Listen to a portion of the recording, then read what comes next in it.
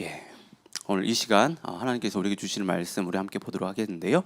우리 마가복음 4장 21절에서 25절까지의 말씀을 보도록 하겠습니다.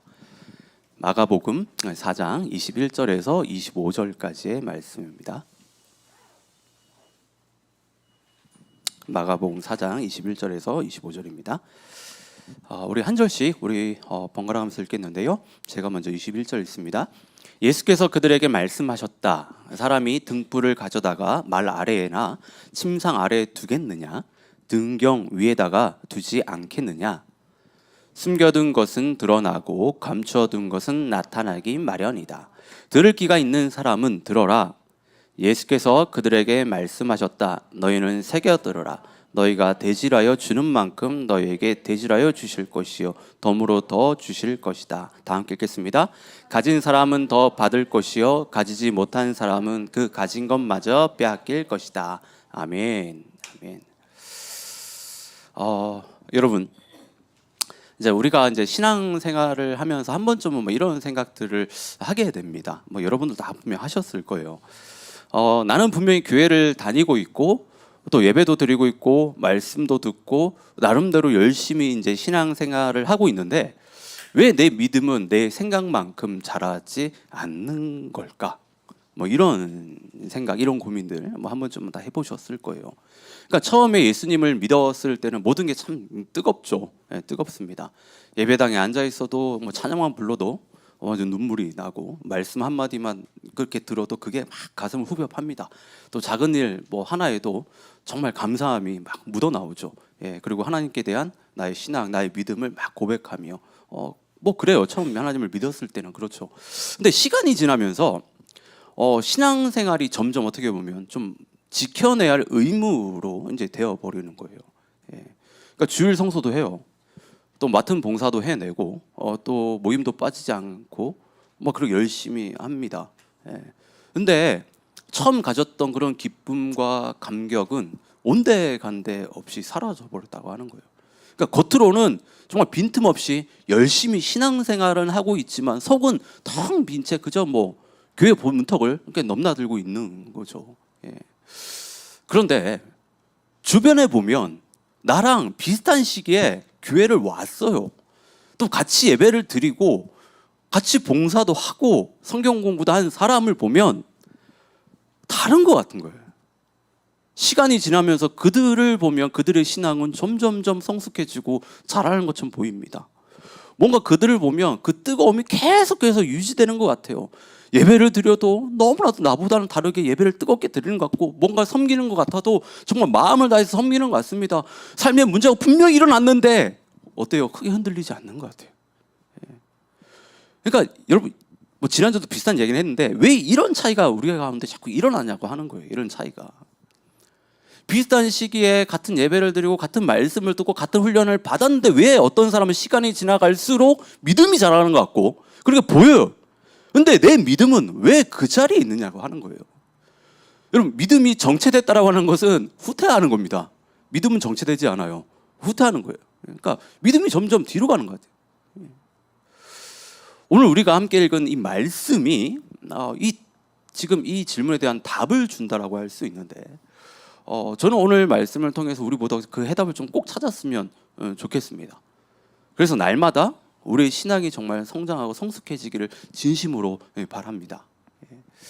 자, 오늘 본문은 지난주와 비교했을 때는 아주 짧은 본문이죠. 저희가 한 20절 지난주에 읽었는데 오늘 이제 짧은 본문인데 그런데 그 내용은 본문이 짧다고 해서 결코 가볍지 않습니다. 아주 중요한 내용을 담고 있어요. 말씀을 보면 예수님은 등불에 대한 이야기를 하시고 말씀을 듣는 태도에 대해서 또 말씀하시고 마지막에는 우리가 가진 만큼 더 받게 될 것이라는 그런 말씀을 하세요. 처음 읽으면 각각 다른 이야기하는 것처럼 보일 수 있습니다. 각각 다른 이야기하는 것처럼 보일 수 있어요. 근데 자세히 뜯어보면 하나의 흐름으로 연결이 되어 있는데 예수님께서 우리에게 보여주시는 것은 결국 이거예요. 하나님께서 우리에게 주신 그 빛과 그 말씀을 어떻게 대하고 있는가에 따라서 우리의 신앙이 달라진다라고 하는 거예요. 우리의 신앙이. 그러니까 하나님께서 우리에게 주신 그 빛, 그 말씀을 어떻게 대하는지에 따라 우리의 신앙이 달라진다라고 하는 겁니다. 자, 21절을 보면 예수께서 그들에게 말씀하셨다. 사람이 등불을 가져다가 말 아래나 침상 아래에 두겠느냐? 등경 위에다가 두지 않겠느냐? 그러니까 당시에는 지금처럼 뭐 전기가 없었죠. 전기가 없었습니다. 그러니까 집안을 밝히기 위해서는 등불을 다 사용했습니다. 등불을 다 사용했는데, 그러니까 집안을 밝히기 위해서 등불을 어디에 뒀냐면 집에서 가장 잘 보이는 곳에 뒀어요. 그것도 위에. 그러니까 집안을 다 밝히려면 여러분 지금 이 위에를 보시면 이렇게 불빛들이 어디 있죠? 천장에 가운데에 이렇게 보통 다 이렇게 있거든요. 그러니까 등경이라고 하는 것은 위에 둘 수 있는 등불을 둘 수 있는 그런 어떤 장치인데 그거를 집안의 가운데에 그 위에 이렇게 뒀다라고 하는 거예요. 그러니까 등불을 켜놓고 그것을 어떤 그릇으로 덮어버리거나 아니면 침상 밑에 두는 사람은 없습니다. 그렇게 하면 등불이 가려질 뿐만 아니라 등불을 켜는 의미 자체가 없는 거예요. 그렇게 되면 밝히기 위해서 킨 거잖아요. 근데 그거를 뭔가 덮어버리고 침상 아래에 두면 등불을 켜는 의미가 아예 없는 거예요. 그러니까 지금 예수님이 하시는 이야기를 잘 보면 너무 당연한 이야기를 하시는 거죠. 너무나도 당연한 이야기. 이건 상식적으로 너무 당연한 이야기잖아요. 근데 이 말씀을 우리의 신앙에 가져와서 생각을 해보면 참 우리 마음을 불편하게 합니다. 정말 불편하게 하는 말씀이에요. 예수님께서 지금 말씀하시는 등불은 하나의 비유로서 말씀하시는 건데요. 이 등불이 뭐냐라고 했을 때 이 등불은요, 예수 그리스도예요. 예수님입니다. 세상의 빛으로 오신 예수님이에요. 그러니까 어둠 가운데 있던 우리에게 빛으로 오셨어요. 우리가 빛을 비추시려고 우리에게 오셨다라고 하는 겁니다. 자, 그런데 여러분 여기서 이제 잘 들으셔야 돼요. 우리에게 있어서 문제는 뭐냐면 빛이 없다는 게 아니에요. 빛이 오셨어요. 빛이 왔다니까. 빛은 이미 우리에게 와 있습니다. 근데 문제는 그 빛을 우리가 지금 어디에 두고 살아가냐는 거예요. 그 빛을 어디에 두고 신앙생활을 하고 있냐라고 하는 겁니다. 자, 생각해보면 우리가 힘들 때 우리는 하나님의 은혜가 없어서 그렇다고 생각을 하죠. 하나님이 나를 멀려하신 것 같다라고 생각을 합니다. 예배를 드려도 마음이 움직이지 않고 기도해도 별다른 변화가 없는 것 같으면 하나님께서 내 삶에서 일하시지 않는 것처럼 그렇게 느껴져요. 나랑 저 멀리 있는 것 같아요. 그렇잖아요. 자, 그런데 오늘 본문은 우리에게 다른 질문을 하는 거예요. 뭐냐면 정말 빛이 없는 것인가? 아니면 내가 그 빛을 지금 덮고 있는 것인가? 이거 굉장히 중요한 질문이에요. 정말 중요한 질문입니다. 자, 예수님께서는 등불을 말 아래에 두는 것과 침상 아래에 두는 것을 지금 말씀을 하시는데 이 말이라고 하는 것은 당시 곡식이나 어떤 물건의 양을 재는 그릇과 같은 도구였습니다. 그리고 침상은 말 그대로 침대예요, 침대. 지금 우리가 살아가는 이 침대입니다. 그러니까 이 말과 침상이 각각 의미하는 것이 있는데 말은 손익계산이에요. 계산을 안 해요, 계산. 그러니까 내가 손해를 보는지 이익을 보는지 따지는 어떤 셈법을 이야기하는 거예요.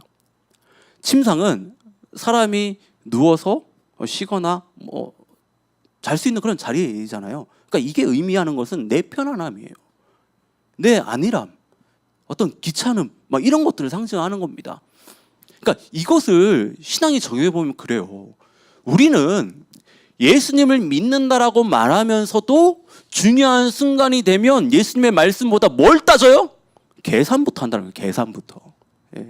이게 나에게 지금 이익이 되는지, 이게 지금 나에게 손해를 주는 것은 아닌지, 아니면 사람들이 나를 어떻게 생각할까봐 뭐 이런 생각을 하는 거예요. 또 어떨 때는 말씀대로 하면 어때요? 귀찮으니까, 불편하기 때문에 내가 편한 쪽을 선택하는 거예요. 나에게 쉬운 쪽으로 선택을 하는 겁니다.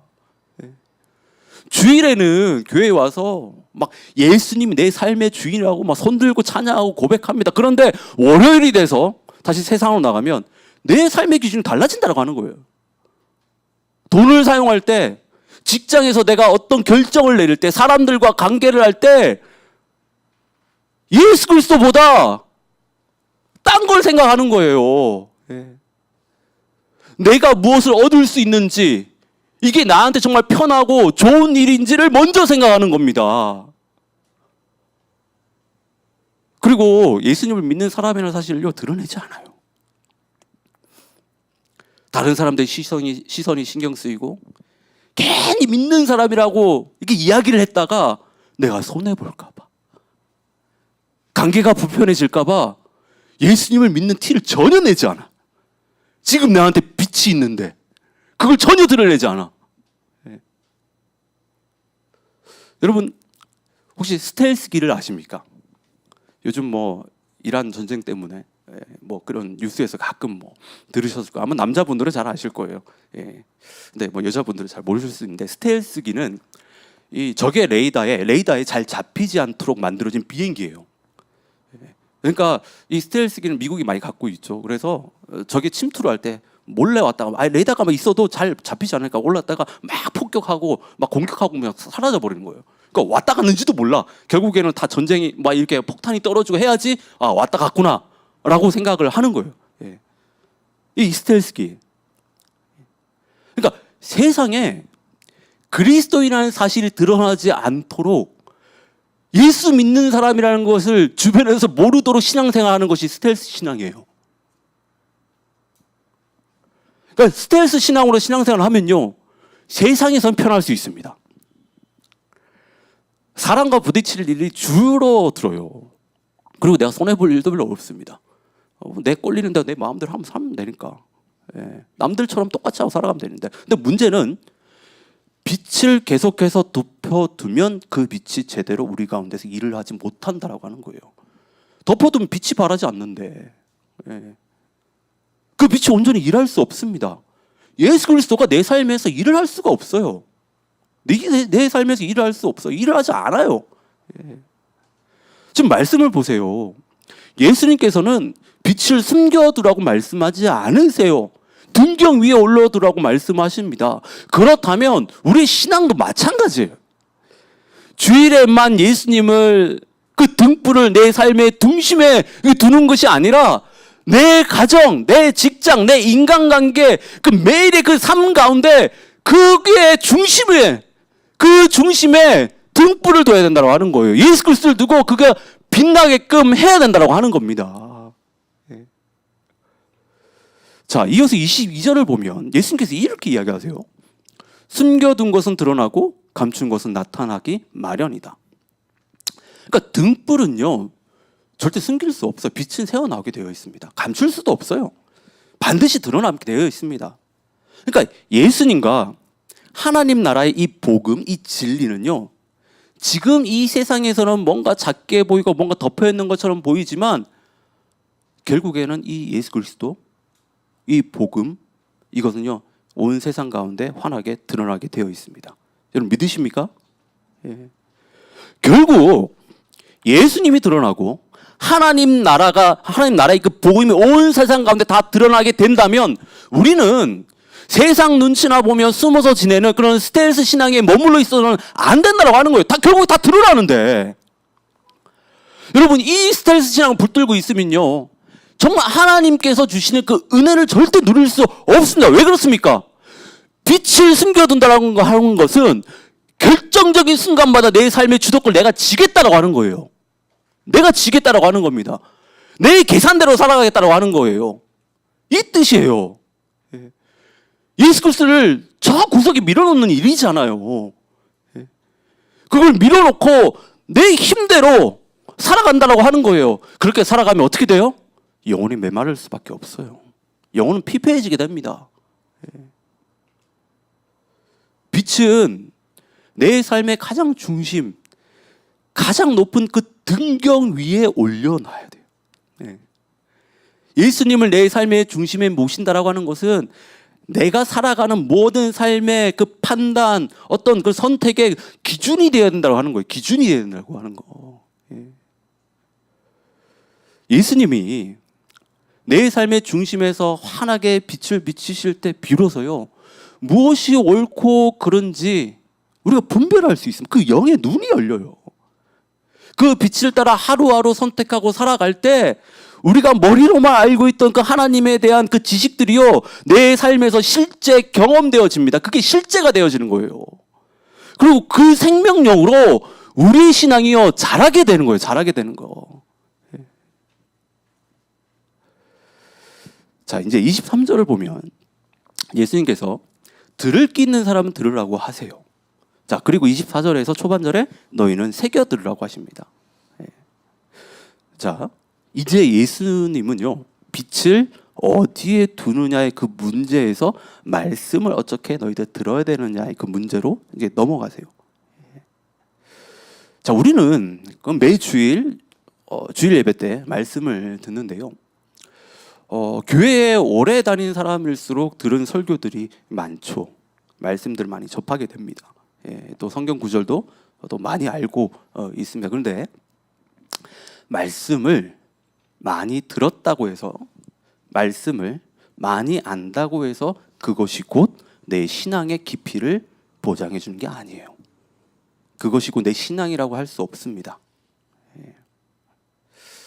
자, 지난주에 우리가 살펴보았던 씨 뿌리는 사람의 비유를 한번 생각해 보면 쉽게 이해할 수 있는데, 똑같은 씨앗이 뿌려졌잖아요. 씨앗 자체가 다른 것이 아니었습니다. 문제는 씨앗이 떨어진 땅이었다고 하는 거예요.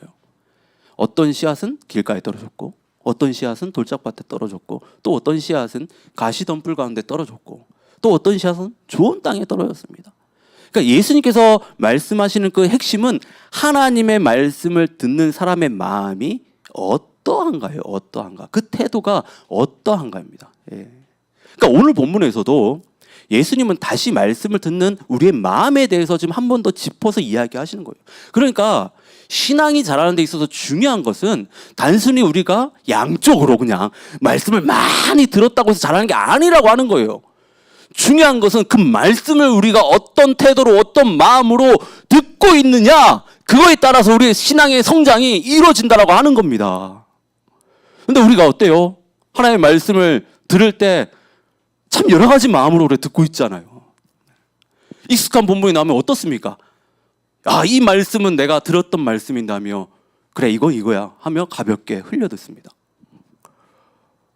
또 설교를 들으면 왠지 은혜는 되는데, 그 은혜가 되는데 그거를 내가 들어야 될 말씀이 아니라, 오늘 누가 안 왔죠? 아무튼 그 친구가 들어야 된다라고, 오늘 그 친구가 들어야 된다라고, 이런 생각을 하면서 말씀을 듣게 됩니다.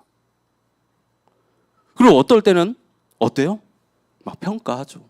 아, 오늘 목사님 설교가 좀 시원찮은데, 오늘 내용이 좀 별론데, 오늘 또 왜 이렇게 길어? 막 이렇게 평가를 하면서 그런 마음으로 듣는다라고 하는 겁니다. 그런 마음으로 말씀을 들으면 어떻게 될까요? 아무리 좋은 말씀이 선포되어도요, 내 마음에 들어오지 않습니다. 말씀을 많이 들어도 내 삶이요, 죄송한 이야기지만 단 1도 변하지 않아요. 말씀을 듣기는 하는데 정작 그 말씀이 내 삶을 터치하지 못합니다. 만지지 못해요, 그렇게 되면. 그래서 우리는 말씀 앞에 설 때 마음가짐이 달라져야 돼요. 달라져야 돼요. 오늘 하나님께서 이 말씀을 통해 나에게 말씀하신다, 나에게 정말 필요한 말씀하신다라는 그 마음을 가지고 듣는 거예요. 그 마음을 가지고 들어야 된다고 하는 겁니다. 그런 마음을 가지고요, 말씀을 듣게 되잖아요. 그러면 아무리 같은 본문이라도, 아무리 내가 수도 없이 들었던 그런 말씀이라고 하더라도 내 마음 가운데 그 말씀이 남게 돼요. 별거 아닌 것 같은 그렇게 생각했던 그 말씀이 오늘은 꼭 나에게 하시는 말씀처럼 느껴지게 됩니다. 그리고 그 말씀을 붙들고 기도하게 되고, 바로 그때부터 말씀이 단순히 들리는 것을 넘어서 내 삶에서 살아 움직이는 그런 말씀 실제가 된다라고 하는 거예요. 자, 이제 예수님은 이어서 아주 중요한 말씀을 하시는데, 24절 중반절부터 보시면요, 너희가 대질하여 주는 만큼 너희에게 대질하여 주실 것이요 덤으로 더 주실 것이다라고 주실 것이라고 말씀하십니다. 여기서 이제 대질한다는 것은 곡식의 양을 잴 때 쓰는 되, 그러니까 한번 PPT 한번 보여주실래요? 제가 오늘 사진을 하나. 예, 이거예요. 이게 돼. 그리고 이걸 대박이라고도 좀 부릅니다. 대박이라고도 좀 부르는데 이 곡식의 양을 재는 도구입니다. 예, 도구예요. 예. 그래서 예수님께서는 당시 사람들이 가장 잘 알고 있었던 어떤 이런 어떤 일상의 어떤 것을 통해서 지금 신앙의 아주 중요한 원리를 지금 이야기를 하시는 건데, 그러니까 시장에서 곡식을 팔 때 이제 살 때를 여러분 한번 생각해 보시면 되는데, 이 대박에 대충 설렁설렁 담아서 이렇게 딱 깎아 주면 딱 그만큼 주는 거예요. 그러니까 깎아 준다는 것은 이 안에 꽉 채우고 여기를 딱 털어내는 거예요, 손으로. 예, 딱 그래서 딱 한 통만 딱 채우고 그냥 이렇게 주는 거예요. 딱 그냥 대충 이렇게 퍼가지고 이렇게 딱 깎아가지고 이렇게 주는 거. 예. 그런데 곡식 같은 경우에는 다들 부피가 있잖아요, 공간들이 있잖아요. 그래서 이거를 대박을 탁탁탁 치면 어떻게 돼요? 위에 있는 게 내려가게 돼요. 예. 그리고 거기 위에 더 담을 수 있습니다. 예. 더 채울 수 있어요. 그리고 뭐 또 어떤 면에서 고봉처럼 이렇게 쑥북하게 또 쌓아주는 사람들도 있죠. 그 말인즉슨 더 양을 많이 주는 거고, 되게 귀한 거잖아요, 곡식이. 예, 정성껏 이렇게 챙겨주는 마음이잖아요, 그것이. 예, 주는 만큼. 예. 그러니까 예수님이 말씀하시는 원리가 바로 이거예요. 우리가 하나님의 말씀을 대할 때 얼마나 정성을 쏟고 가치 있게 대하고 있느냐. 바로 이게 우리가 하는 대질인 거예요. 하나님 말씀을 하는 대질인 거예요. 예, 대질인 거예요. 예. 그냥 건성으로 대충 떠가지고 탁 해가지고 딱 주는 게 아니라 어때요? 하고 툭툭툭 치면서 더 담고 더 담음. 이런 말. 예. 이걸. 그러니까 설교를 건성으로 흘려 듣는 것은 말씀을 아주 인색하게 하는 대질이에요. 인색하게 대하는 대질.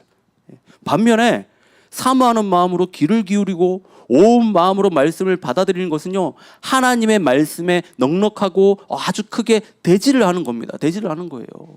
예. 우리가 말씀을 소중히 여기며 온 마음으로 이게 받아들일 때 하나님께서도 그 말씀의 깊은 은혜를 우리에게 꽉꽉 눌러 담아주세요. 뿐만 아니라 우리의 그 기대와 그릇을요 훌쩍 뛰어넘는 풍성한 은혜를 본문에서 뭐라고 합니까? 덤으로 준다라고 하잖아요. 덤으로. 혹시 시장 다녀보신 분들은 뭐 기억하실지 모르겠습니다. 예. 뭐 어른들 뭐 물건 살 때 한번 따라가셔서 보신 거 있을 거예요. 다 담았는데 아이고 이거 좀 더 가져가라고 더 얹어주잖아요. 이게 덤인 거예요. 전혀 생각지도 않았는데 하나 더 오는 겁니다. 그러니까 하나님의 말씀에 대해서 그렇게 대질을 할 때, 정말 마음을 다해서 대질을 할 때 이런 덤의 은혜까지도 하나님께서 채워주신다고 하는 거예요. 그렇다면 하나님이 부어주시는 이 넘치는 은혜를 내 삶에서 실제로 우리가 누리는 그 비결은 뭘까? 실제로 우리가 누릴 수 있는 그 비결은 뭘까? 그 시작은 순종입니다. 순종이에요. 오늘 뭐 찬양하면서도 오늘 치유 형제가 그런 이야기를, 그런 고백들을 좀 나눠줬는데 순종이에요. 신앙생활을 하면서 우리가 착각하는 것들 중에 하나가요, 말씀을 많이 아는 것을 그 믿음이 자라는 것을 자꾸 생각을 하는 건데, 물론 말씀을 많이 아는 거 중요합니다. 많이 알아야 돼요. 그런데 말씀을 많이 안다고 해서 믿음이 자라는 것은 좀 다른 문제예요. 말씀을 많이 안다라고 해서 우리가 말씀대로 살아가는 것은 전혀 다른 이야기입니다. 전혀 다른 이야기예요. 자, 예를 들어 원수를 사랑해라, 용서하라는 말씀을 알고 있다고 해서 내가 실제로 용서하는 것은 아니잖아요.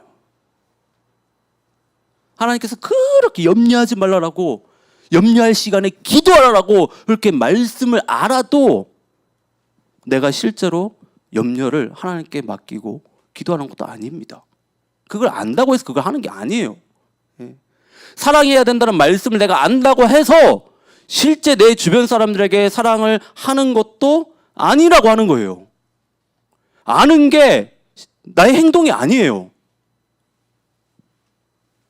말씀을 아는 것에서 끝나면 말씀은 여전히 내 머릿속에 남아 있습니다. 그런데 그 말씀이 실제 삶에서 하나라도 실천을 해보면 그때부터 그 말씀이 살아 움직이는, 그때부터 달라지는 게 모든 것이. 그때부터. 내가 정말 용서하기 힘든 사람이 있는데 말씀 때문에 한번 용서를 하는 거예요. 용서를 하는 겁니다. 내가 정말 받아들일 수 없는데 말씀에서 그렇다고 하니까 내 눈 감고 아멘하고 한번 해보는 거예요. 예. 정직하라고 하나님께서 이야기하시니까 계산하지 않고 한번 정직해 보는 거예요. 손해보더라도 눈 질끈 갖고 그래. 말씀에서 그렇게 하라고 하니까. 하나님께서 하라고 하셨으니까 정직을 선택하는 거예요. 기도하라고 하니까 내가 지금 너무나도 바쁘고 힘든데 기도 한번 해보는 거예요. 이게 순종이에요. 이렇게 작은 거 하나 옮기는 겁니다. 이렇게 옮기는 거예요. 이런 게 내 신앙 가운데 쌓일 때 실제로 내 삶 가운데 하나님이 역사하신다는 거 하는 거예요. 여러분, 신앙의 성장은요, 어느 날 갑자기 확 하고 일어나지 않습니다. 그리고 우리에게 엄청난 우리가 어떤 대가를 지불해야지만이 엄청난 순종을 막 이렇게 해야지만이 우리의 신앙이 막 쭉쭉쭉쭉 자라는 것이 아닙니다. 작은 거 하나를 순종하는 거예요. 잘 들으세요. 내 삶의 한순간이에요. 내 삶의 한 행동을 바꾸는 거예요. 내 삶 전체를 바꾸라는 얘기 아닙니다. 내 삶의 한순간이에요. 내 삶의 한 행동을 바꾸는 거예요. 우리가 자꾸 순종에 대해서 크다고 생각하는 것들, 막 이런 것들을 자꾸 순종이라고 생각하거든요. 뭔가 대단한, 예를 들면 뭐 그런 거죠. 성교를 가야 뭐 순종? 뭐 이런 어떤 뭔가 대단한 것들을 해야만, 어떤 큰 믿음의 결단을 해야만 그게 순종했다라고 생각해요. 그렇게 생각하면 우리는 아무것도 못합니다. 그리고 신앙을 그렇게 잘하지 않아요.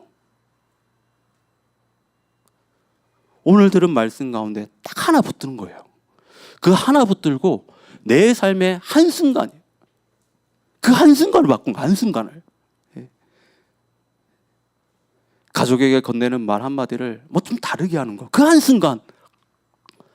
평소에 내가 이렇게 미뤄뒀던 일을 성실하게 해야 된다고 하니까 그거 한 번 하는 거예요. 이 작은 순종. 이 작은 순종이 우리 삶 가운데 차곡차곡 쌓일 때 그게 우리의 삶을 바꾸는 거예요. 그게 우리의 삶을 달라지게 하는 거예요. 결국 진짜 믿음은 거창하거나 대단한 결심이 아니라 오늘 내 삶의 자리에서 드리는 이 작은 순종을 통해서 드러납니다. 작은 순종을 통해서. 그리고 그렇게 한 걸음씩 우리가 작은 순종을 하다 보면 우리 안에 하나님의 말씀에 대한 신뢰가 쌓여요. 아, 하나님이 일하시는구나. 처음에는 힘들어서 순종했는데 어느 순간 하나님의 말씀이 맞다는 것을 그 순종을 통해서 우리가 알게 되는, 경험하게 되는 거예요. 내가 말씀대로 살아보니까 하나님께서 내 삶 가운데 찾아오셔서 역사하시는 것을 우리가 경험하게 되는 거예요. 말씀을 따라서 정말 용서해 보니까 뭔가 내 마음 가운데 자유로워지고 그 영혼과 어떻게 보면 좀 관계가 좀 회복되어지는 거고 그런 것들이 계속해서 일어나게 되는 겁니다. 그러면 어떻게 해요? 아, 하나님의 말씀이 맞구나. 우리가 깨닫게 되는 겁니다. 그렇게 경험하는 은혜가 있으면요, 우리는 또 다른 순종을 할 수 있는 거예요. 왜? 하나님 말씀이 맞으니까. 싫지 않은 걸 내가 경험을 하니까. 그리고 다음 순종을 또 하게 됩니다. 그럼 또 어때요? 그걸 통해서 또 은혜가 오는 거예요. 이 사이클이 돌아가면서 우리의 신앙이라는 게 자라는 거예요. 우리의 믿음이라는 것이 자라는 겁니다.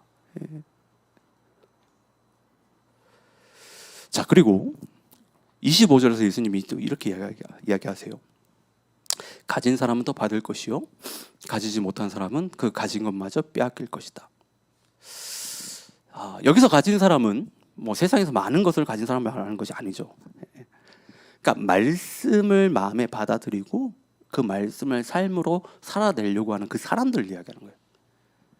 그러니까 말씀을 듣고 순종하면서 하나님의 은혜를 경험한 사람들이에요. 그러니까 이런 사람들은 시간이 지나면서 말씀을 보는 그 눈도 달라져요. 말씀을 삶 가운데 계속해서 어떻게 해요? 실천하며 살아가니까, 순종하며 살아가니까. 그럼 자연스럽게 어때요? 하나님에 대한 신뢰, 그 믿음이 더 커지게 되는 거죠. 그러니까 어때요? 말씀대로 가진 것을 더 받게 된다고 하는 거예요. 가진 것을 더 받게 된다고 하는 겁니다. 근데 반대로 말씀을 많이 들었지만 머리로만 알고 전혀 순종하지 못하는 그 사람은 뭐 아는 것은 많겠죠, 처음에는. 근데 삶은 그대로잖아요. 근데 이게 시간이 지나면요, 신앙이 메말라지게 되거든요. 메말라집니다. 그리고 결국에는 어떻게 됩니까? 신앙에 대한 감격, 기쁨, 모든 게 다 사라집니다. 점점 신앙에 대한 그 믿음에 대한 그 모든 것들이 희미해지게 되는 거예요. 희미해지게 되는 거예요. 그러니까 뭐라고 이야기하죠? 본문에서 가진 것마저 빼앗길 것이다. 그렇게 된다고 하는 겁니다. 왜 이렇게 돼요? 하나님의 말씀 내 삶 가운데 들어오지 못하니까. 내 마음, 내 삶에서 실제로 작동하지 않으니까. 이것이 오늘 우리가 처음 이제 좀 던졌던 그 질문과 연결이 되는데, 왜 어떤 사람은 시간이 지날수록 믿음이 자라고 어떤 사람은 그렇게 오랫동안 신앙생활을 해도 믿음이 그대로인 거야. 그때 퇴보하는 거야. 단순히 교회를 얼마나 오래 다녔냐의 문제가 아니에요. 설교를 얼마나 많이 들었냐의 문제도 아닙니다. 중요한 것은 내가 들은 말씀을 어떻게 받아들이고 그 말씀을 내 삶에서 어떻게 살아내고 있느냐. 살아내고 있느냐. 예. 자, 여러분, 오늘 말씀은 우리가 신앙생활을 어떻게 해야 되는지 분명하게 이야기를 해줍니다. 분명하게 우리에게 이야기를 해주고 있습니다. 예. 오늘 말씀에서 앞에서 이야기했지만 스텔스 신앙을 이제 내려놓아야 돼요. 교회에서는 예수님을 믿는 사람인데 세상에서는 내가 그리스도라는 그 사실을 드러나지 않고 살아가는 신앙생활을 하는 거, 사람들의 눈치 보느라, 아니면 내가 손해볼까 봐 이 신앙을 숨기는 거, 등불을 숨기는 거, 그 빛을 드러내지 않는 거. 여보, 이 마음 버리셔야 됩니다. 버리셔야 돼요. 버리셔야 됩니다. 빛을 따라 빛을 드러내며 살아가는 것, 그게 우리가 해야 될 일이고, 그렇게 살아갈 때 우리의 신앙이 자라게 되는 거예요. 그리고 말씀을 제대로 들어야 하죠. 이미 안다고 생각하지 말고요, 오늘 하나님께서 나에게 하시는 말씀이라고 그 마음 가지고, 내가 정말 하나라도 듣겠습니다라고 하는 그 마음 가지고 주의 말씀을 대하고 들어야 된다고 하는 거예요. 그리고 듣는 데서 멈추는 것이 아니라, 그 들었다라고 한다면 그 말씀을 하나라도 내 삶에서 순종하려고 하는 거예요. 순종하려고 하는 거. 순종하려고 하는 거. 작은 거 하나라도 순종하는 거예요. 내 삶의 한순간, 한 부분이에요. 한 행동입니다. 그걸 순종하면서 바꾸는 겁니다. 그래야 우리의 신앙이 매일매일 자라게 됩니다. 우리의 삶이 달라지게 되는 거예요. 우리 삶이 변화되어진다라고 하는 겁니다.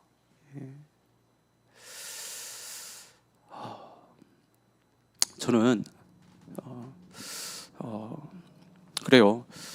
저희가 계속해서 좀 말씀을 어떻게 대하고 보느냐, 뭐 이런 것들에 대해서 저희들이 지금 계속 그 말씀을 좀 보고 있는데, 저는 좀 이 시간을 통해서 여러분들이 정말 진지하게 말씀을 정말 어떻게 대할 것인가, 예수 그리스도를 내 삶에서 진짜 어떻게 대하고 어떻게 살아가야 되는지를 정말 좀 깊이 좀 고민하는 시간이 되었으면 좋겠습니다. 예. 그리고 우리 삶을 좀 되돌아보고, 정말 오늘 말씀에서 하는 것처럼 내가 정말 예수 그리스도를 내 삶의 중심에, 가장 잘 보이는 곳에, 그리고 내가 예수 그리스도를 드러내며 내가 살아가고 있는지. 그렇지 않다면 여러분 그렇게 사셔야 돼요. 그렇게 사셔야 됩니다. 여러분이 진짜 하나님의 은혜 안에서 여러분의 신앙이 자라고 싶다면, 성장하고 싶다면, 내가 정말 달라진 모습으로 내가 살아가고 싶다면 예수 그리스도를 드러내야 돼요. 그리고 하나님의 말씀을 정말 여러분 가운데 전심을 다해서 받아들이고, 그 말씀을 통해서 나의 삶의 한순간 한 부분을 바꾸는 겁니다. 순종함으로 바꾸는 겁니다. 그래야지만이 우리가 꿈꾸는 신앙생활을 할 수 있어요. 하나님께서 주신 그 풍성한 은혜를 누리며 우리가 살아갈 수 있다라고 하는 겁니다. 저는 이 은혜가 우리 공동체 가운데 정말 충만해지기를 진심으로 축원합니다.